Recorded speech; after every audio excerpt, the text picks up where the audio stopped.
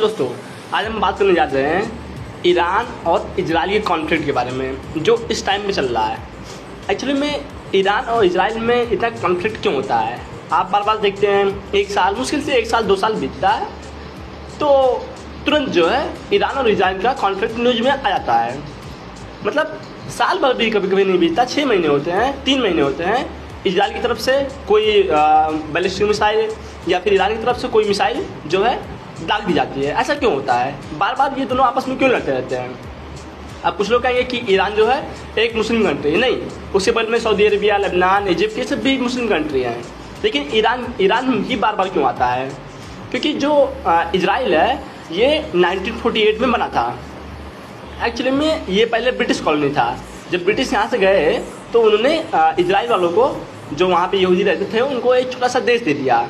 अब जो इजराइल वाले हैं, जो इनको देश मिला था वो एक्चुअली में पैलेस्टीन पहले कंट्री था।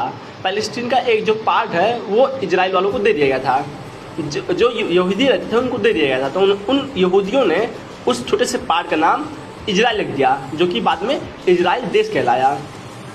तो जो लेबनान मारा है और जो उसके आसपास से इजिप्ट हैं और फिर सऊदी अरेबिया है, ये सब जो कंट्रीज़ हैं ये सब मोस्टली क्या है, सुन्नी है।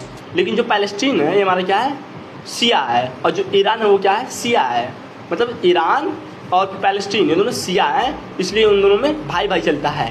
ठीक, जो ईरान है ये एक्चुअली में पहले सुप्रीम कंट्री हुआ करता था। मतलब मुस्लिमों का पहले ये ईरान, टर्की वगैरह ये सब सुप्रीम कंट्री हुआ करते थे। तो वो सोच रहा है कि आज भी हम सुप्रीम कंट्री हैं, इसलिए वो छोटे छोटे देशों को बचाने के लिए आगे आ जाता है। और चूँकि दोनों सिया हैं, इसलिए वो और अच्छे से जो है अपना प्रोटेक्ट करता है पैलेस्टीन को। तो जो इजराइल 1948 में आज़ाद हुआ था, उसने उतने ही पार्ट पे रहना नहीं शुरू किया। उसने धीरे धीरे जो पैलेस्टीन का पार्ट है उसको कब्जाना शुरू कर दिया।